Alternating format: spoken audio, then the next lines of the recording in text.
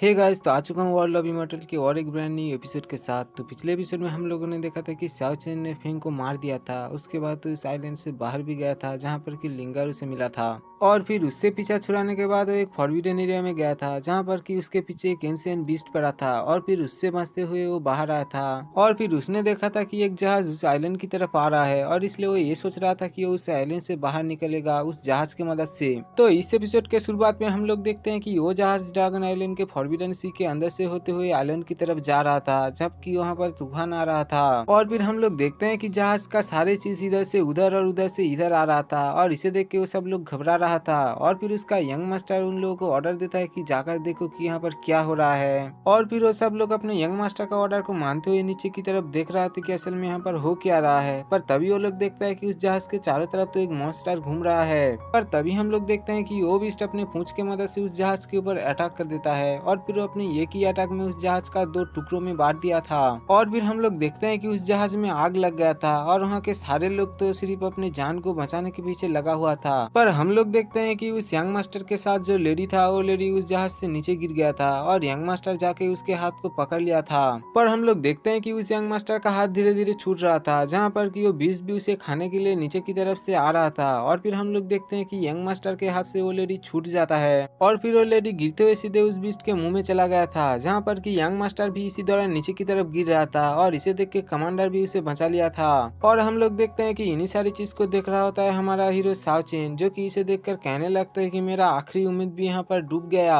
और फिर अगले सीन में हम लोग देखते हैं कि शाओ चेन एक जगह पर बैठे बैठे आग के ऊपर मीट पका रहा होता है ताकि वो अपने भूख को मिटा सके। और वो ये सोच रहा होता है कि वो यहाँ से बचकर निकलेगा कैसे, क्योंकि जमीन पर तो टीरेक्स वाला डायनासोर उसका पीछा कर रहा है और अगर पानी से जाने की कोशिश भी करेगा तो फिर वो वाटर मॉन्स्टर उसे खा जाएगा। तो फिर वो यहाँ से बचकर जाएगा कैसे। जियाओ चेन तो वहाँ पर बैठे बैठे इन्हीं सारी चीज को सोच रहा होता है। पर तभी वो देखता है कि आसपास से कोई जानवर उसकी तरफ ही आ रहा है और इसलिए वो थोड़ा सा अलर्ट हो जाता है। पर तभी वो देखता है कि उसके सामने आ गया था एक 4 आर्म्स का जाइंट एप, जो कि साइज में बहुत ही बड़ा और दिखने में बहुत ही खतरनाक लग रहा था। जहाँ पर कि जियाओ चेन तो इन्हीं सारी चीज को देख के बहुत ही हैरान था और वो सोच रहा होता है कि शायद अब मैं इसका खाना बनने वाला हूँ। पर हम लोग देखते हैं कि वो जाइंट एप तो उसे खाने के लिए नहीं बल्कि उसके पकाए हुए मीट को खाने के लिए वहाँ पर आया है। और इसी बात को असल में जियाओ चेन समझ चुका था और इसलिए वो अपने जान को बचाने के लिए उस मीट को उसकी तरफ फेंक देता है। और इसको देखकर यो जाइंट एप उसे झपटते हुए पकड़ लेता है और फिर वो उस मीट के टुकड़े को लेकर अपने भूख को मिटा रहा होता है। जहाँ पर कि जियाओ चेन सोच रहा होता है कि अभी सही टाइम है यहाँ से भागने के लिए, क्योंकि मैं अगर यहाँ पर रहूंगा तो फिर तो ये मुझे मार डालेगा।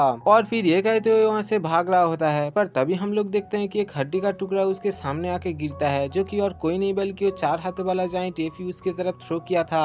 और फिर वो जाइंट एप अपने हाथों का यूज करते हुए इसे पकड़ लेता है। जहाँ पर कि जियाओ चेन कह रहा होता है कि तुम मुझे मत खाओ, मैं यहाँ पर अकेला बेचारा इंसान हूँ, तुम मुझे खा लोगे तो मेरा लाइफ का क्या हो जाएगा। पर हम लोग देखते हैं कि वो जाइंट एप तो उसे खाता नहीं है बल्कि वो उसे पकड़ के एक ऊंची खूबसूरत सी जगह पर लेके आ जाता है। पर हम लोग देखते हैं कि शाओ चेन को वो जाइंट एप वहीं पर ही छोड़कर कहीं पर चला जाता है। जहाँ पर कि शाओ चेन सोचा होता है कि ये अगर मुझे खाने के लिए यहाँ पर लाया है तो फिर ये मुझे खाया क्यों नहीं, शायद उसे अभी भूख नहीं लगा है और इसीलिए वो मुझे यहीं पर छोड़ के गया है ताकि वो बाद में आकर मुझे खा सके। अगर ऐसा है तो फिर तो मुझे यहाँ से जल्दी भागना चाहिए। और ये कहते हुए शाओ चेन वहाँ से भाग रहा था। पर तभी हम लोग देखते हैं कि वो जाइंट एप एक बहुत बड़ा सा बीस्ट को लेके उसके सामने फेंक देता है और वो उससे इशारों में कह रहा होता है कि तुम इसे मेरे लिए पकाओ। और फिर अगले सीन में हम लोग देखते हैं कि शाओ चेन उस बीस्ट के लिए उस मीट को पका रहा था। जहाँ पर कि उस बीस्ट को तो सब्र ही नहीं हो रहा था और इसलिए वो उसमें बहुत सारा फूंक दे देता है और उसके फूंकने के कारण शाओ चेन का मुंह काला हो जाता है। और फिर शाओ चेन उस एप से कहने लगता है कि इसे पकने के लिए थोड़ा सा टाइम चाहिए, वरना ये अच्छे से नहीं पकेगा और ये अच्छा नहीं लगेगा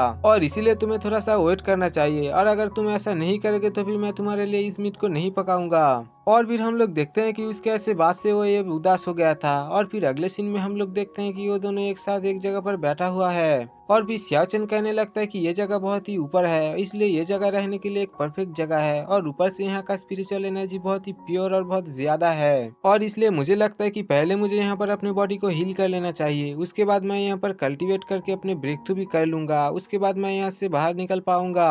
और इन्हीं सारी चीज को सोचते हुए जियाओ चेन वहाँ पर कल्टीवेट करने की कोशिश कर रहा था। पर तभी हम लोग देखते हैं कि वो जाइंट एप वहाँ पर आ जाता है और वो उसी इशारों में कहने लगता है कि तुम्हें स्पिरिचुअल एनर्जी गलत तरीके से एब्जॉर्ब कर रहे हो। और ये कहते हुए वो भी वहाँ पर बैठ कर स्पिरिचुअल एनर्जी को एब्जॉर्ब करते हुए उसे दिखाने लगता है, जहाँ पर कि हम लोग देखते हैं कि वो बीच तो अपने मुंह से बहुत सारे स्पिरिचुअल एनर्जी को अपने अंदर समा रहा था। और इसी चीज को देखते हुए सावचन कहने लगता है कि तो तुम मुझे अब स्पिरिचुअल एनर्जी कैसे एब्जॉर्ब करता है इसी को सिखा रहे हो, तो फिर मैं भी ट्राई करके दिखाता हूँ। जहाँ पर वो जाइंट एप उसे कह रहा होता है कि तुम्हें स्पिरिचुअल एनर्जी अपने मुंह से एब्जॉर्ब करना चाहिए, जहाँ पर सावचन कहने लगता है कि तुम एक बहुत बड़ा सा बीस्ट हो, इसलिए तुम्हें उतना ज्यादा स्पिरिचुअल एनर्जी का जरूरत होता है, पर मेरा तो इतना छोटा सा बॉडी है और मैं एक इंसान हूँ, इसलिए मुझे उतना ज्यादा स्पिरिचुअल एनर्जी कंज्यूम करने की जरूरत नहीं है। और फिर हम लोग देखते हैं कि सावचन इसी तरह से उसके स्पिरिचुअल एनर्जी को रिकवर कर रहा होता है। और फिर अगले सीन में हम लोग देखते हैं कि सावचन एक दूसरी जगह पर आकर बैठ जाता है, जहाँ पर वो कहने लगता है कि यह ड्रैगन आइलैंड बहुत ही खतरनाक है और यहाँ पर कितने सारे खतरा मेरे लिए इंतजार कर रहा है मैं तो बता भी नहीं सकता।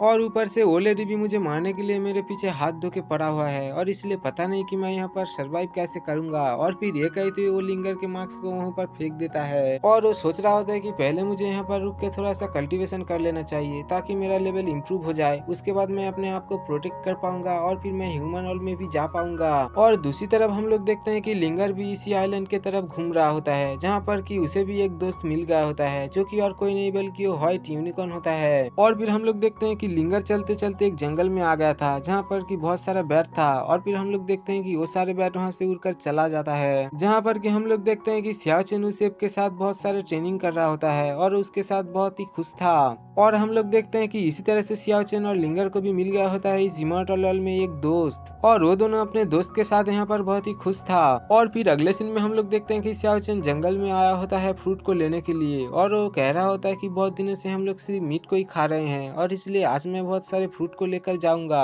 और वहाँ का फ्रूट को देखते हुए कहने लगता है कि शायद ये फ्रूट मेरे लेवल को इम्प्रूव कर दे और मेरा ब्रेक थ्रू भी हो जाए। पर तभी हम लोग देखते हैं कि उसके पास वो यूनिकॉर्न दौड़ते हुए आ जाता है और इसे देख के सावचन उसे थैंक्स कहता है और उससे कहने लगता है कि कल तुमने मुझे उस टी-रेक्स डायनासोर से बचाया था और इसके लिए तुम्हें बहुत बहुत शुक्रिया। और ये कहते हुए उसे एक फ्रूट को दे देता है, जहाँ पर कि वो यूनिकॉर्न उस फ्रूट को खाते हुए वहाँ से दौड़ते हुए चला जाता है। दूसरी तरफ हम लोग देखते हैं कि लिंगर भी उस यूनिकॉर्न को ढूंढते हुए वहीं पर ही घूम रहा था, पर तभी उसका नजर जियाओचन के ऊपर पड़ता है। और फिर इसी के साथ ये एपिसोड यहीं पर ही खत्म हो जाता है। इसका अगला एपिसोड देखने के लिए चैनल को सब्सक्राइब कीजिए और एक लाइक तो जरूर कीजिएगा।